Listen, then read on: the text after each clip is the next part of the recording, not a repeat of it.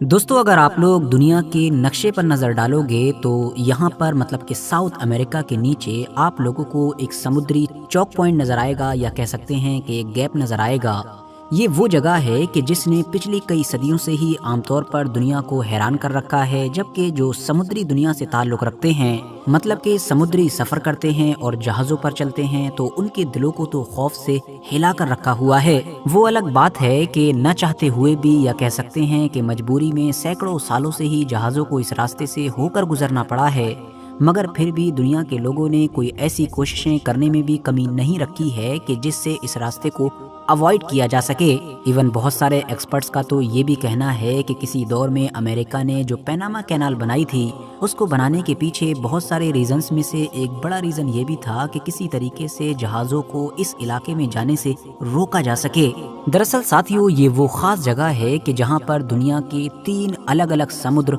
आपस में मिलते हैं, मतलब कि पैसिफिक ओशन, अटलांटिक ओशन और नीचे मौजूद सदर्न ओशन भी। अब आप में से ज्यादातर लोगों ने कभी न कभी सोशल मीडिया के ऊपर या बाकी किसी जगह पर दुनिया के उस खास इलाके, उस खास जगह के बारे में जरूर सुना होगा कि जहाँ पर 2 समुद्र आपस में तो मिलते हैं, लेकिन उनका पानी, उनका वाटर एक दूसरे से मिक्स नहीं होता है। मतलब ऊपर से ही देखकर क्लियरली नजर आता है कि एक तरफ के पानी का कलर अलग है और दूसरे तरफ के पानी का कलर बिल्कुल अलग है। मतलब एक साथ होकर भी वो दोनों अलग अलग दिखाई देते हैं। खास तौर से मुसलमानों में इस टॉपिक को इसलिए भी ज्यादा डिस्कस किया जाता है क्योंकि समुद्र के इस अजीबो गरीब फिनोमिना का जिक्र मुसलमानों की सबसे मुकद्दस किताब मतलब कुरान की सूरह रहमान के अंदर मौजूद है। और जाहिर सी बात है, ये साइंटिफिक चीज इस किताब के अंदर पिछले 14 और 1450 साल से मौजूद है। तो अब वैसे तो आमतौर पर इस अजीबो गरीब चीज को थोड़ा और ऊपर जाकर मतलब के गल्फ ऑफ अलास्का के एरिया में देखा जाता है, मगर क्योंकि इस इलाके में भी अलग अलग समुद्र मिलते हैं तो ओकेजनली वो चीज यहाँ पर भी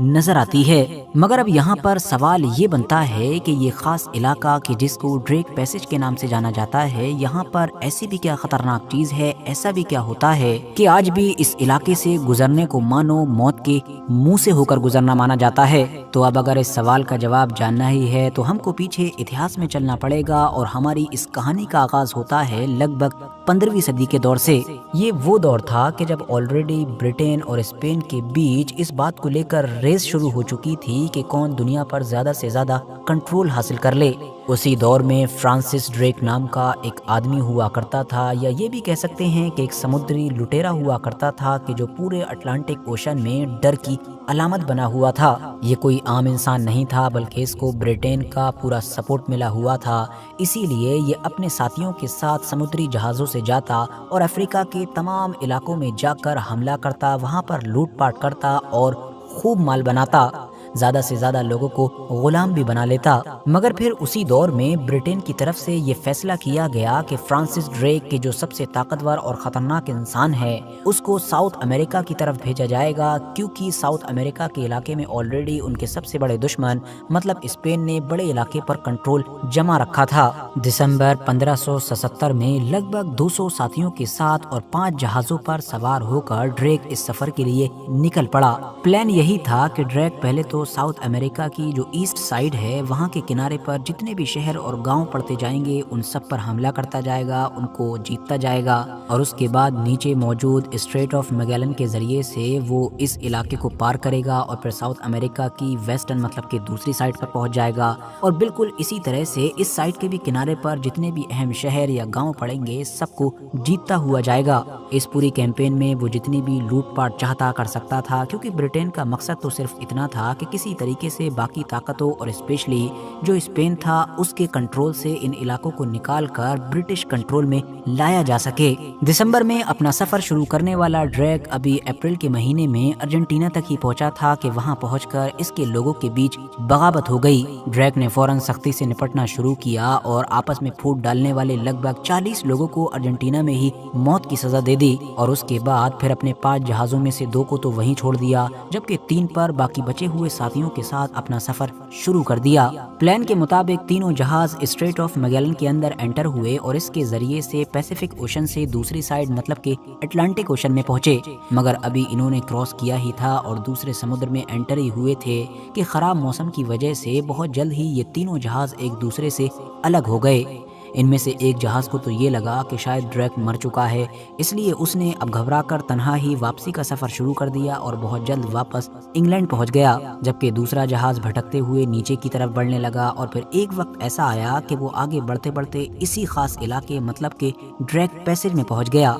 तीसरा जो जहाज था उसी में ड्रैक था। उसने जब इस दूसरे जहाज को नीचे आते हुए देखा तो वो भी इसका पीछा करते करते इसके पीछे आया, लेकिन जैसे ही वो इस ड्रैक पैसेज के किनारे पर पहुंचा और उसने मौसम के तेवर देखे, समुद्र की लहरों को देखा, हालात को देखा, तो वो फौरन समझ गया कि आगे बढ़ने का सीधा मतलब है मौत को दावत देना। इसीलिए खामोशी के साथ वो वापस पलटा और जैसा कि प्लान बनाया गया था उसने अब वेस्टर्न साइड में ही ऊपर बढ़ना शुरू कर दिया और ईस्टर्न साइड की तरह ही अब साउथ अमेरिका की वेस्टर्न साइड में भी जितने भी शहर और गांव पड़ते गए उन पर हमला करके उनको जीतता और वहां पर खूब माल लूटता और फिर ऊपर बढ़ जाता। और इस तरह से सारे समुद्री किनारे पर मौजूद इलाकों को अपने कंट्रोल में लेते हुए वो बहुत जल्द नॉर्थ अमेरिका पहुंचा और आज के अमेरिका देश में जाकर रुका। हैरानी की बात तो ये है कि खुद ड्रैक भी अब कभी ब्रिटेन या फिर यूरोप वापस नहीं जा सका, क्योंकि उसको हमेशा यही डर सताता था कि अगर वो वापसी का रास्ता तय करेगा तो मुमकिन है उसी इलाके में जाकर फंस जाएगा और फिर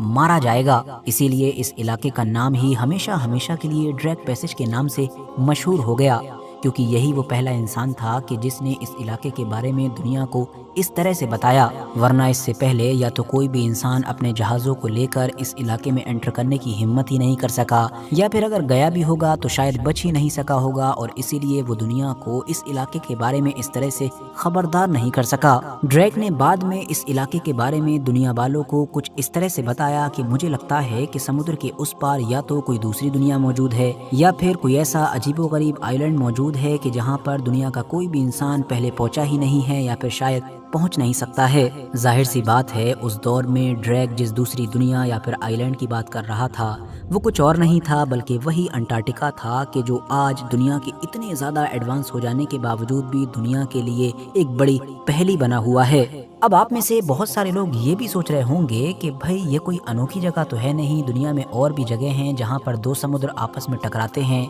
दो ओशंस का पानी एक दूसरे से मिलता है, तो आखिर यहाँ पर ऐसी क्या खास बात है कि ये जगह इतनी ज़्यादा खतरनाक हो जाती है और मानो मौत का कुआं बन जाती है। तो दोस्तों, जैसा कि हम पहले ही जान चुके हैं कि यहाँ पर अटलांटिक ओशन, पैसिफिक ओशन और सदर्न ओशन तीनों आपस में मिलते हैं। तो अब मामला ये है कि नीचे मौजूद अंटार्कटिका से लगे हुए सदर्न ओशन का पानी हद से ज्यादा ठंडा होता है, जबकि ऊपर मौजूद पैसिफिक और अटलांटिक ओशंस का पानी काफी गर्म, और जब ये आपस में मिलते हैं तो पानी का फ्लो हद से ज्यादा बढ़ जाता है जो लगभग 200 मिलियन क्यूबिक यार्ड्स पर सेकंड माना जाता है। ये फ्लो इतना ज्यादा है कि आप इमेजिन भी नहीं कर सकते हैं, और इसी फ्लो की वजह से ही यहाँ पर जो समुद्री लहरें होती हैं वो भी 60 से 80 फीट तक ऊपर जाती हैं, जो जाहिर सी बात है किसी भी जहाज के लिए बहुत खतरनाक है। अब क्योंकि यहाँ पर गर्म और ठंडे पानी के मिलाप की वजह से साइक्लोन्स भी आते रहते हैं, और इसके अलावा नीचे अंटार्कटिका मौजूद है तो इसीलिए यहाँ का टेम्परेचर भी -5 तक पहुँच जाता है। और वैसे भी ये वो अजीबोगरीब इलाका है कि जहाँ पर नीचे तो वो खतरनाक अंटार्कटिका है कि जहाँ कोई रहता ही नहीं,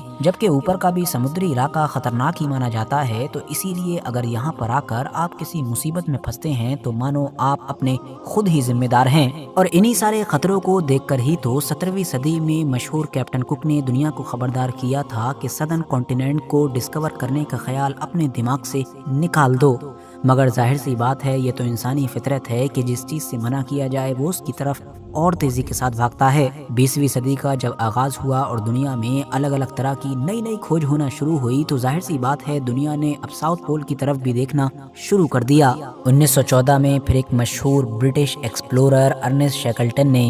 अंटार्कटिका की खोज का इरादा किया और अपने तमाम साथियों के साथ समुद्री सफर तय करते हुए अटलांटिक ओशन को पार किया और फिर इसी ड्रैक पैसेज के इलाके में पहुंच गए। मगर यहाँ पहुंचते ही वही हुआ कि जिसका डर था, क्योंकि समुद्र के खतरनाक मौसम और हालात ने इनके इस जहाज को इधर बर्फ की तरफ धकेल दिया। चंद लम्हों में ही इनका ये जहाज पूरी तरीके से तबाह हो चुका था, जिसकी वजह से अब जान बचाने की खातिर पहले तो इस ब्रिटिश एक्सप्लोरर ने अपने ज्यादातर साथियों को इधर बर्फ पर ही उतार दिया, जबकि 5 साथियों को अपने साथ एक छोटी बोट पर लिया और किसी तरह से समुद्र के इस इलाके में किसी आइलैंड की खोज करने लगे ताकि अपनी जान को बचाया जा सके। 1 महीने तक लगातार बुरे हालात में भटकने के बाद आखिरकार ये ब्रिटिश एक्सप्लोरर अपने साथियों के साथ साउथ जॉर्जिया आइलैंड तक पहुंचने में कामयाब रहा। अगले 3 महीनों में फिर अलग अलग की गई 3 अलग अलग कोशिशों में पीछे बचे हुए साथियों को भी बचा लिया गया। और हैरानी वाली बात यह है कि इस पूरे हादसे में किसी की भी जान नहीं गई थी। लेकिन समुद्र की अपनी 1 महीने की भटकने वाली इस जर्नी में अर्नेस्ट ने जो कुछ सीखा, उसने अर्नेस्ट को अंदर से पूरी तरीके से